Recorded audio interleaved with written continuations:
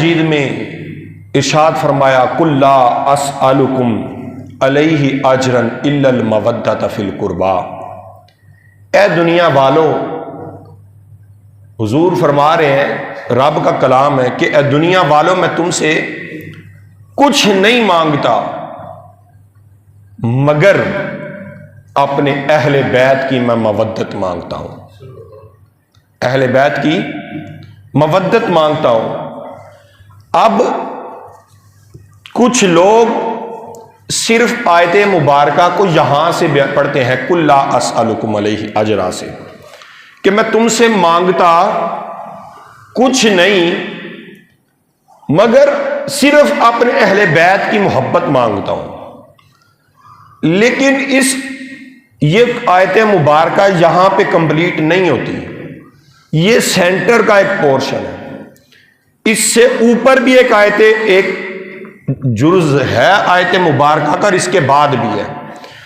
اللہ فرماتا ہے کہ یہ جو مودت والی چیز ہے، یہ جو اہل بیت کی محبت ہے، میں کسی عام بندے کو نہیں دیتا، میں بڑے خاص بندوں کو دیتا ہوں۔ یہ سمجھیے گا کہ اہل بیت کی محبت میں ہر کسی کو نہیں دیتا، صرف ان کو دیتا ہوں جو اس قابل ہو کہ اہل بیت سے محبت کر سکے۔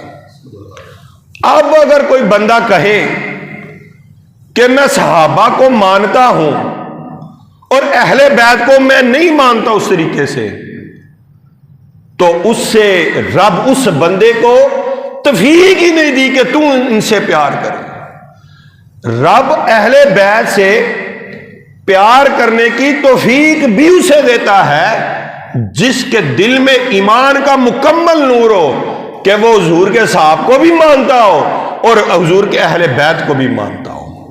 اگر کوئی بندہ ایک پلڑے میں سوار ہو اور کہے میں دوسرے پلڑے کو چھوڑ دوں تو اس کا کام نہیں چل سکتا۔ رب فرماتا ہے کہ یہ محبت، یہ جو مودت ہے، میں دیتا ہی ایمان والوں کو۔ اب رب کا قرآن ہے، ذالک الذی، یہ سورۃ الشورى ہے، 25واں سپارہ ہے اور 42واں سورہ ہے، اور اس کی آیت نمبر 23 ہے۔ رب کا قرآن فرما رہا ہے ذالک الذی یبشر اللہ، کہ یہ وہ انعام ہے، یہ وہ، بولیے، انعام ہے۔ کیا انعام ہے؟ کوئی عام چیز نہیں۔ رب نے اہل بیت کی محبت کو کوئی صرف محبت نہیں فرمایا، رب نے فرمایا یہ عام چیز نہیں، یہ وہ چیز ہے جو انعام ہے۔ اب کسی کے اوپر خود ڈیپینڈ کرتا ہے کہ وہ عام سودا کرتا پھرے کہ رب کی طرف سے انعام کو سمیٹتا پھرے۔ تو رب فرما رہا ہے کہ اہل بیت کی محبت یہ انعام ہے، اہل بیت کی محبت انعام ہے۔ اچھا، انعام کیسا ہے؟ رب فرماتا ہے اہل بیت کی محبت یہ وہ انعام ہے جو ایک خوشخبری ہے۔ یعنی رب فرماتا ہے کہ اہل بیت کی محبت تمہارے لیے خوشخبری ہے، یہ وہ محبت ہے، یہ وہ مودت ہے، یہ وہ چاشنی ہے کہ جس کو کوئی بندہ اگر پی لے، رب فرماتا ہے جو تمہیں ایمان کی حلاوت محسوس ہوگی، یہ رب کی طرف سے تمہارے لیے خوشخبری ہوا کرے گی کہ تیرے ایمان کا یہ لیول ہو گیا ہے۔ رب فرماتا ہے تو اہل بیت سے محبت کر، ہم تیرے ایمان کو وہ سکون دیں گے۔ رب فرماتا ہے ایمان کو سکون ملنا اس سے بڑی کون سی خوشخبری ہو سکتی ہے؟